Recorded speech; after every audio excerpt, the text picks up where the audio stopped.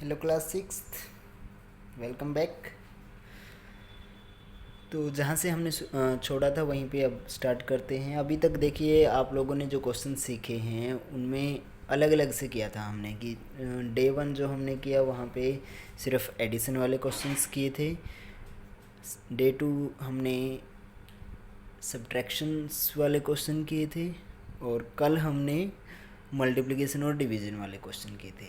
लेकिन अब जो क्वेश्चन आने वाले हैं वो जैसे कि कल मैंने आपको बताया भी था कि मिक्स क्वेश्चन होंगे, यानी कि हो सकता है एक क्वेश्चन में एडिशन करनी पड़े आपको, हो सकता है दूसरे क्वेश्चन में आपको सब्ट्रैक्शन करनी पड़े। तो इस तरीके से आपका होने वाला है, ठीक है। तो आपको क्या है कि स्टेटमेंट को बिल्कुल ध्यान से पढ़ना है और सोचना है कि वहाँ पर आपको ऐड करने की आवश्यकता है या सब्ट्रैक्ट करने की, क्योंकि पेपर में तो आपको सिर्फ स्टेटमेंट ही मिलेगी ना, वहाँ पे कोई ये तो नहीं बताएगा कि आपको यहाँ पे एडिशन करनी है या सब्ट्रैक्शन या मल्टीप्लिकेशन या फिर डिवीज़न। तो अब आप इनमें डिफरेंस समझना स्टार्ट करो, धीरे धीरे सब समझ में आ भी जाएगा प्रैक्टिस करोगे तो। और चलो स्टार्ट करते हैं। तो आज का जो हमारा पहला क्वेश्चन है वो आपकी स्क्रीन पे लिखा हुआ है, मोबाइल स्क्रीन पे आपको दिखाई दे रहा है कि क्या है। The mass of a cylinder filled with gas is. कोई सिलेंडर है जो गैस के साथ भरा हुआ है, फिल्ड विद गैस यानी कि उसके अंदर क्या है, गैस भरी हुई है। उसका वज़न जो है वो कितना है, 30 किलोग्राम 250 ग्राम, 30 किलो और 250 ग्राम उसका वज़न है। And the mass of empty cylinder, empty यानी कि खाली, तो जो खाली सिलेंडर है उसका वज़न जो है वो कितना है, 14 किलोग्राम 480 ग्राम। तो इतना वज़न अकेले सिर्फ सिलेंडर का है। तो आपका अब क्वेश्चन ये है कि how much the mass, how much is the mass of gas content in it, कि उसके अंदर जितनी गैस है या फिर थी, मतलब जब वो फील्ड था पूरा भरा हुआ था तो उसके अंदर जो गैस थी उसका वज़न कितना था, आपको ये बताना है। तो कैसे पता चलेगा, आप देखिए सोचने की बात है कि आपके पास एक कोई भी सिलेंड्रिकल विशल है, मतलब मान लो वेसल है, सॉरी, या फिर सिलेंडर ही मान लो आप कि आपका ऐसा कोई एक सिलेंडर है, ठीक है। इसमें गैस भरी हुई है, फुल भरा हुआ है, और इसका जो वज़न है वो कितना है, 30 किलोग्राम 250 ग्राम। और जब इसमें से ये सारी गैस निकाल ली, यूज़ हो गई, तो जब वो खाली सिलेंडर बचा, एम्प्टी जो सिलेंडर बचा है आपका, उसका वज़न आपको अलग से बताया गया है।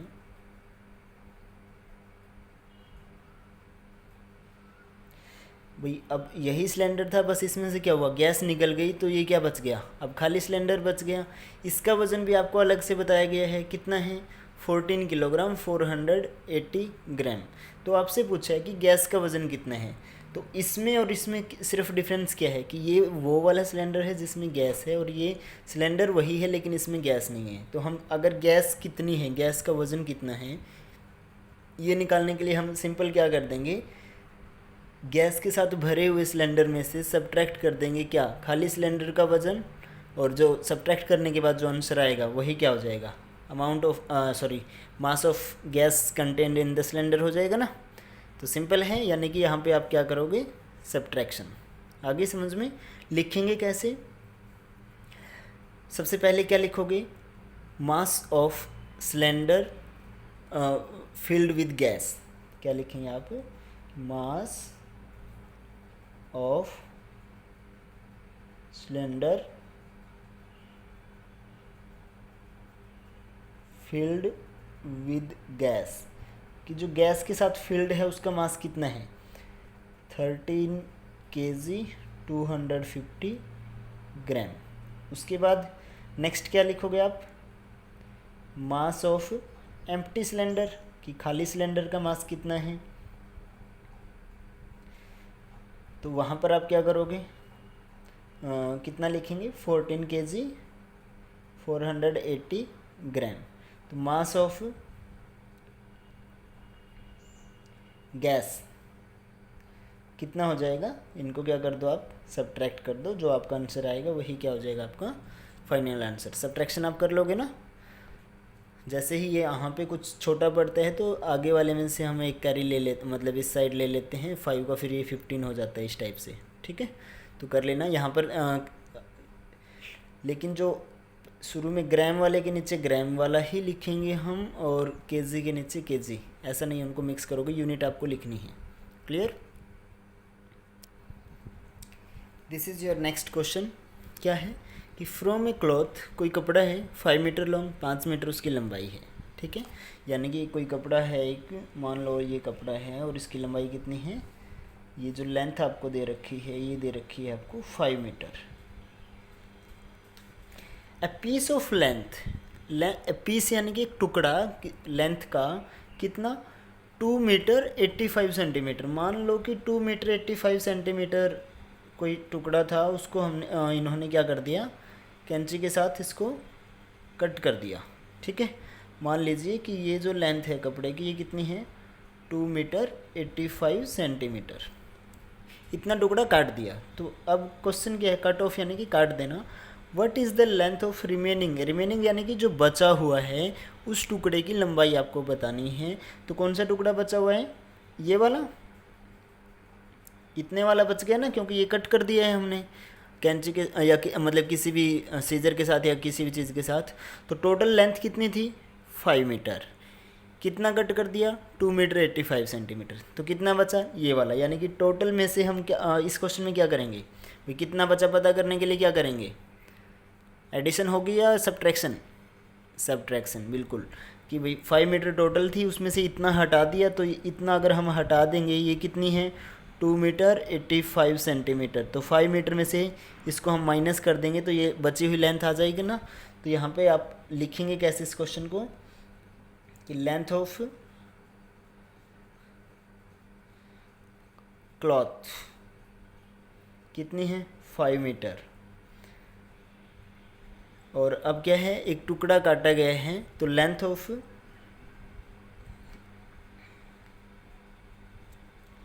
पीस कट ऑफ, जो टुकड़ा काटा गया है उसकी लेंथ कितनी है, 2 metre 85 centimetre. So length of remaining piece, बचे हुए टुकड़े की लेंथ कितनी है, रिमेनिंग पीस। तो उसके लिए हम क्या करना पड़ेगा आपको, डिवाइड, अब सॉरी सब्ट्रैक्शन। अब सब्ट्रैक्शन कैसे करोगे, यहाँ पे देखिएगा शुरू में क्या है आपका, 5 मीटर में से आपको माइनस करना है क्या, 2 मीटर 85 सेंटीमीटर। तो देखिए अगर 2 मीटर ही सिर्फ सब्ट्रैक्ट करना होता तो आंसर आपका डायरेक्ट कितना आ जाता, 3 मीटर आ जाता। लेकिन यहाँ पर साथ में क्या दे रखा है, सेंटीमीटर, तो इसको भी हमें मीटर और सेंटीमीटर दोनों में आपको लिखना पड़ेगा। 2 तरीके हैं आपके पास यहाँ पर। पहला तो क्या है कि या तो आप ऐसे कर लो कि 5 मीटर और कितना है, 2 डिजिट है वहाँ पे सेंटीमीटर के लिए, तो 2 ज़ीरो हम लगा सकते हैं, 0 सेंटीमीटर, कोई दिक्कत नहीं है। और इसमें से हम सब्ट्रैक्ट कर देंगे क्या, 2 मीटर 85 सेंटीमीटर। तो आप इसको सब्ट्रैक्ट कर सकते हो यहीं पे। ठीक है, सब्ट्रैक्शन आपको आती है सिंपल। यहाँ पे अगर 0 है, यहाँ पे 5 है, तो यानी इसको हम कितना कंसिडर करेंगे, 10, 10 माइनस 5 5। यहाँ पर भी कितना था फिर 10, लेकिन उसमें से एक यहाँ पे हम लेके जा चुके हैं पहले। तो कितना बचा, 9, 9 माइनस 8 1। फिर यहाँ पे 5, 5 की जगह पे कितना बच जाएगा, 4, 4 माइनस 2 2, यानी कि 2 मीटर 15 सेंटीमीटर आपका आंसर आ जाएगा।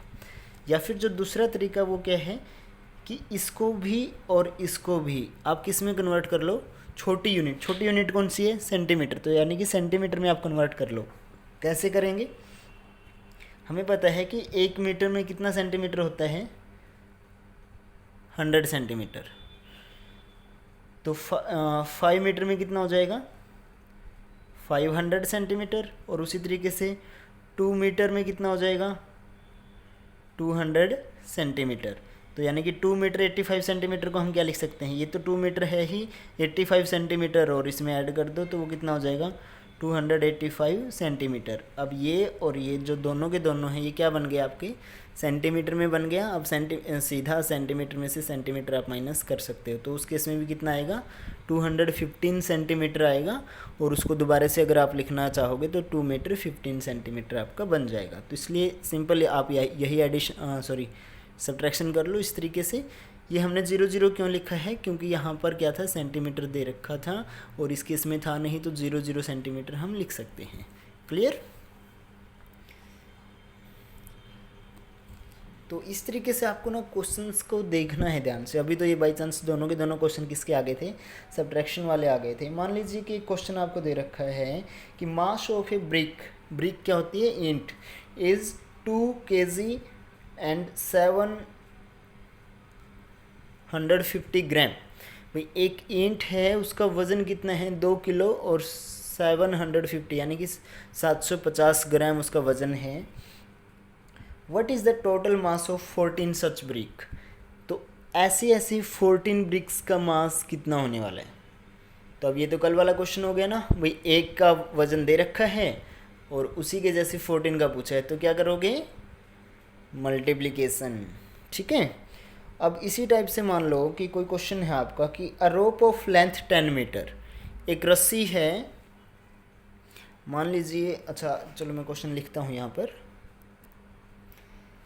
दिस इज़ योर क्वेश्चन, क्या है कि अरे रोप ऑफ लेंथ 10 मीटर, रोप यानी कि कोई रस्सी है जिसकी लेंथ यानी कि लंबाई जो है वो कितनी दे रखी है, 10 मीटर है, has been divided into 8 pieces, उसको 8 टुकड़ों में डिवाइड कर दिया, यानी कि तोड़ दिया गया या काट दिया गया है, कितने टुकड़ों में, 8, और of same length, same length यानी कि जो आठों के आठों टुकड़े हैं वो क्या हैं, एक ही जैसी लेंथ के हैं, मतलब उनकी जो लंबाई है सभी की क्या है, इक्वल है, सेम है।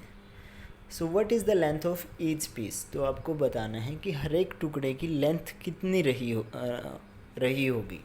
तो यानी कि अब आप यहाँ पर क्या करोगे, आपको क्या दे रखा है, एक रस्सी है, मान लेते हैं कि ये कोई रस्सी थी एक, जिसकी लंबाई आपको दे रखी थी 10 मीटर।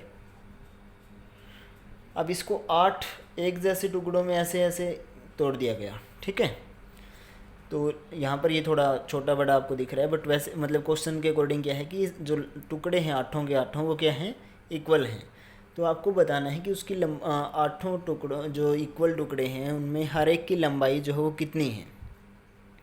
तो अब ध्यान से सोचने की बात है, जो पूरी रस्सी है, पूरी रस्सी में कितने टुकड़े बना लिए, 8, यानी कि अगर उन आठों टुकड़ों को हम अलग अलग से जोड़ेंगे तो हमारा वो एग्जैक्टली दोबारा से वही क्या बन जाएगा, 1 2 3 4 5 6 7 8, तो दोबारा से वही रस्सी बन जाएगी ना हमारी, अगर उनको इकट्ठा करके रख देंगे तो एक टाइप से। ठीक है। तो अब बात ये है कि आपको बताना ये है कि जो एक टुकड़ा है उसकी लंबाई कितनी है। तो यानी कि पूरी रस्सी कितने टुकड़ों से बन रही है, 8 टुकड़ों से। तो हम ये लिखने के बजाय कि लेंथ ऑफ रोप, हम क्या लिख सकते हैं, लेंथ ऑफ 8 पीसेस लिख सकते हैं ना, क्योंकि रस्सी को तो कितने टुकड़े, या तो भाई रस्सी बोलो या उसके 8 टुकड़े, भाई एक पूरी रस्सी या फिर उसके 8 छोटे छोटे टुकड़े, एक ही बात है ना। अब मान लो कि आपके पास कोई भी लकड़ी है, उसको आप बीच में से तोड़ दोगे तो 2 टुकड़े हो गए, चाहे वो इक्वल हो या ना भी हो। अगर उनको हम दोबारा से इकट्ठा रखेंगे तो उनको इकट्ठा रखने के बाद उनकी लंबाई कितनी होने वाली है, जितना तोड़ने से पहले थी उतनी होने वाली है ना। तो उसी तरीके से यहाँ पर है कि हम जो भी रस्सी थी उसको किस में डिवाइड कर दिया, 8 टुकड़ों में। तो आठों की यानी कि 8 टुकड़ों को अगर हम एक जगह पे इकट्ठा रखेंगे एक दूसरे के साथ मिला करके, तो उसकी लंबाई कितनी हो जाएगी और लेंथ कितनी हो जाएगी, जितनी पूरी रस्सी की लेंथ थी टूटने से पहले। तो हम ये लिखने की बजाय कि लेंथ ऑफ रोप, हम क्या लिखेंगे कि length of 8 PCs of rope, भाई रस्सी के 8 टुकड़ों की लंबाई कितनी है, इक्वल टू, या फिर आप यहाँ पे बता भी सकते हो एक बार कि लेंथ ऑफ रोप। ठीक है, भाई पूरी रस्सी की लंबाई, और जो कि कितनी थी, 10 मीटर। भाई 8 टुकड़ों की लंबाई कितनी आ गई, 10 मीटर। सो आपको निकालना क्या है, लेंथ ऑफ ईच यानी कि हर एक की, यानी कि एक की लेंथ ऑफ 1 पीस, एक पीस की लेंथ कितनी हो जाएगी। अब ज़्यादा का दे रखा है, एक का पूछा है, तो क्या करोगे आप, मल्टीप्लिकेशन करोगे या डिवाइड करोगे। ज़्यादा का बता रखा आपको, 1 का पूछा है, बिल्कुल डिवाइड करोगे तो क्या हो जाएगा, 10 मीटर डिवाइड बाई 8, जो भी सोल्व होकर आंसर आएगा, पॉइंट तक आपको सोल्व करना है, पॉइंट में भी वैल्यू लेके आनी है, तो वही क्या हो जाएगी, लेंथ ऑफ ईच पीस। ठीक है। उसके बाद है, अब जैसे कि क्वेश्चन है आपका कि in order to make a shirt, कोई शर्ट बनानी है, a length of 2 metre 75 centimetre of cloth is needed, यानी कि एक शर्ट बनाने के लिए 2 मीटर और 75 सेंटीमीटर जो है कपड़े की आवश्यकता पड़ती है। So what is the weight, how much length of the cloth will be required, how much यानी कि कितनी, लेंथ ऑफ रोप रस्सी की लंबाई, लेंथ ऑफ क्लॉथ कपड़े की लंबाई, विल बी नीडेड या विल बी रिक्वायर्ड, भाई कितनी चाहिएगी, फॉर के लिए 16 सच शर्ट, ऐसी 16 शर्ट्स के लिए, यानी कि एक शर्ट के लिए कितना कपड़ा चाहिए वो आपको बता रखा है। तो 16 शर्ट्स के लिए कितना कपड़ा चाहिए है ये आपसे पूछा है, तो सिंपल क्या कर दोगे, क्वेश्चन क्या बन जाएगा कि length of cloth required for 1 shirt, आगे लिख दो कितनी चाहिए, 2 metre 75 centimetre, length of cloth required for such 16 shirts, तो फिर उसकी 16 से आप मल्टीप्लाई कर दो। ठीक है। लेकिन जब आप 2 मीटर 75 सेंटीमीटर की 16 से मल्टीप्लाई करोगे, उससे पहले आप क्या कर लो, 2 मीटर 75 सेंटीमीटर को मीटर में कन्वर्ट कर लो। तो मीटर में तो ये तो मीटर में है ही, 75 को मीटर में कैसे कन्वर्ट करेंगे, प्लस 75 डिवाइड बाई, अब ये सेंटीमीटर है ना, सेंटीमीटर छोटी यूनिट होती है मीटर की कंपैरिजन में, तो छोटी यूनिट को जब हम बड़ी यूनिट में कन्वर्ट करते हैं तो पहले यूनिट लिखते हैं छोटी, जितनी दे रखी है आपको 75 दे रखी है, उसके डिवाइड में क्या करते हैं कि कितना आपको उसी छोटी यूनिट में जो बड़ी वाली यूनिट है वो कितनी होती है, भाई सेंटीमीटर, 1 मीटर में सेंटीमीटर कितने होते हैं 100, तो 100 से आप डिवाइड कर दोगे, तो अब ये सेंटीमीटर की बजाय क्या बन गया मीटर, और ऐड होके क्या हो जाएगा 2.75 मीटर, यानी कि 2 मीटर 75 सेंटीमीटर को हम क्या लिख सकते हैं 2.7 मीटर। उसी तरीके से 3 मीटर 86 सेंटीमीटर को हम क्या लिख सकते हैं 3.86 मीटर। ठीक है। उसी तरीके से 4 मीटर और 10 सेंटीमीटर को हम क्या लिख सकते हैं 4.10, लेकिन 4.10 लिखने की आवश्यकता नहीं है, क्योंकि पॉइंट के बाद अगर लास्ट में 0 है तो उसका कोई मतलब नहीं होता, उसका कोई महत्व नहीं होता है, तो इसलिए 4.10 लिखो या 4 इस तरीके से कुछ भी लिखो, ये किसके इक्वल रहने वाला है 4.1। हाँ, यानी कि अगर पॉइंट है और पॉइंट के बाद में बिल्कुल लास्ट डिजिट्स 0 हैं तो उनका मतलब नहीं होता है, लेकिन अगर 0 के बाद भी दोबारा से कुछ लिखा हुआ है तो फिर वो अलग नंबर हो जाएगा। ठीक है। तो यानी कि 4 मीटर 10 सेंटीमीटर को हम क्या लिख सकते हैं 4.1 मीटर। तो आप क्या लिखोगे, length of cloth required for 1 shirt क्या हो जाएगा, 2 मीटर 75 सेंटीमीटर को आप क्या करोगे 2.75 सेंटीमीटर वहाँ पर लिख लोगे। ठीक है। और इसको है ना 2.75 मीटर नहीं बोल सकते हैं हम, इसको हमें बोलना पड़ेगा 2.75, यानी कि पॉइंट के बाद जो भी जितनी भी डिजिट्स हैं उनको आपको अलग अलग से बोलना पड़ता है। ठीक है। तो ये क्या हो जाएगी, length of cloth required for 1 shirt, यानी कि एक शर्ट के लिए कितना चाहिए है। उसी तरीके से लेंथ ऑफ, अब जितने भी शर्ट्स के लिए अगर आपसे पूछे हैं तो आप वो उसको मल्टीप्लाई कर दो उतने से ही। क्लियर। उसके बाद है आपका उसी तरीके से एक है कि फॉर मेकिंग 8 ट्राउजर्स बनाने के लिए ऑफ सेम साइज़, जिनका साइज़ बिल्कुल सेम है, जो कपड़ा है उसकी कितने कपड़े की आवश्यकता पड़ती है 14 मीटर 80 सेंटीमीटर। तो 14 मीटर 80 सेंटीमीटर को आप क्या 14 मीटर 80 सेंटीमीटर, इसको हम क्या लिख सकते हैं, यहाँ पे लिख रहा हूँ मैं 14 मीटर 80 सेंटीमीटर को आप क्या लिख सकते हो सीधा 14.8। अब वही लास्ट में 0 है, लिखो या ना लिखो एक बात है, तो 14.8 सेंटीमीटर हो गया मीटर।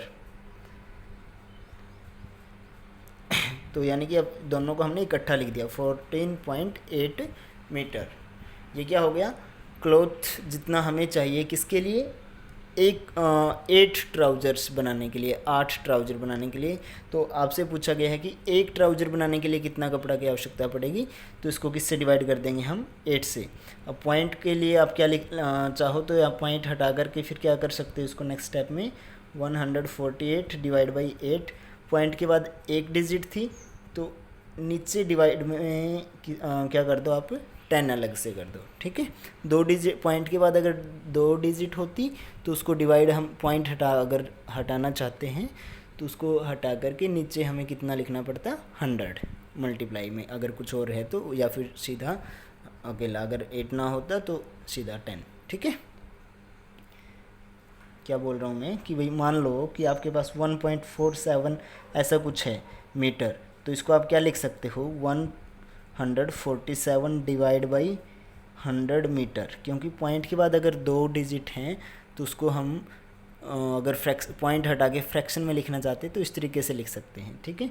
फिर इनकी मल्टीप्लाई कर लो नीचे वालों की, यहाँ पर इस केस में 148 डिवाइड बाई 80, ये क्या रहेगा आपका, मीटर। अब इसको डिवाइड करके देख लो, जो न्यूमरेटर होता है वो क्या होता है, डिवाइडेंड, और जो डिनोमिनेटर होता है वो क्या होता है, डिवीजर, ठीक है। तो इसको अंदर और इससे आप इसको डिवाइड कर दो, जो भी आंसर आएगा वही आपको क्या हो जाएगा, एक ट्राउज़र बनाने के लिए जितना कपड़ा आपको चाहिए है। स्टेटमेंट तो आप लिख लोगे ना, सिंपल लाइन है कि length of cloth required for 1, ज़्यादा का दे रखा है तो पहले ज़्यादा का ही लिखो भाई, 8 ट्राउज़र इतना है, 14 मीटर 80 सेंटीमीटर, वहीं पे उसको क्या कर लो, इक्वल टू सी स्टेप में आगे लिख दो उसके कि 14 मीटर 80 सेंटीमीटर किसके इक्वल हो जाएगा, 14.8 मीटर, ठीक है।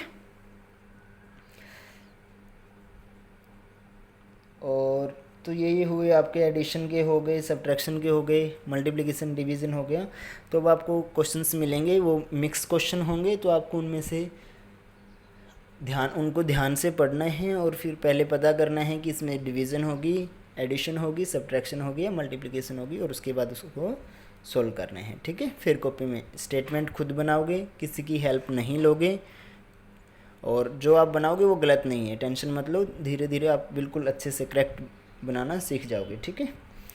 और दैट्स इट। अच्छा, एक क्वेश्चन और है, आई थिंक आज के लिए इतना काफ़ी है। एक टाइप का और क्वेश्चन रहता है जिसमें आपको एक ही क्वेश्चन में कम से कम 2 या 3 बार एडिशन या सब्ट्रैक्शन आपको करनी पड़ेगी, वो उस टाइप के क्वेश्चन हम कल करेंगे। आज के लिए इतना ही। तो आज जो क्वेश्चंस मिलेंगे आपको, उनको आपको अच्छे से पहले पढ़ना है।